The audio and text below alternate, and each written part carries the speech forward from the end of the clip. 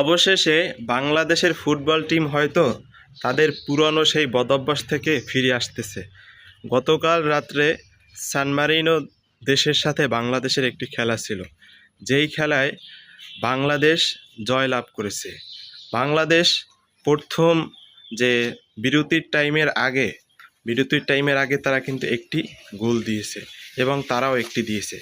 দুই দলই একটা একটা করে গোল দিয়েছে এবং দুই দলে একটা গোল দেওয়ার পরে তারা কিন্তু বিরতির পরে যে খেলা শুরু হয়েছিল তখন হাড্ডাহাড্ডি খেলা হইতেছিল, পুরো হাড্ডাহাড্ডি খেলা।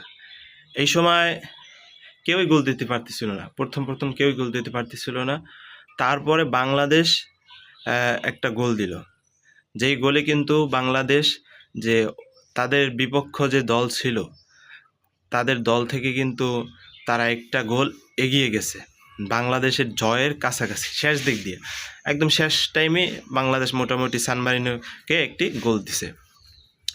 এই জন্য বোঝা গেল যে বাংলাদেশের একটা অভ্যাস, যেটা শেষ টাইমে আইসে তাদের তরে আইসা তরি ডুবে। একটা কথা বলে সবাই, বাংলাদেশে ফুটবল টিম এমন যে তরে এসে তরি ডুবে যায়, শেষ টাইমে আইসে তারা গোল খায়।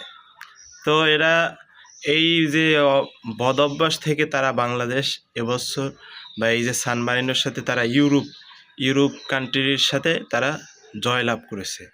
এবং যে ব্যক্তি ভিডিও করতেছিল, লাইভ ভিডিও করতেছিল টি সিরিজের, তারাও বলতেছিল যে বাংলাদেশ কিনা শেষ পর্যন্ত এসে তারা তরে এসে তরি ডুবায় শেষ। তারা বলতেছে যে সান মারিনো দলের লোকেরা আপনারা অপেক্ষা করুন, বাংলাদেশ হয়তো শেষে একটা গোল খাইবে এরকম।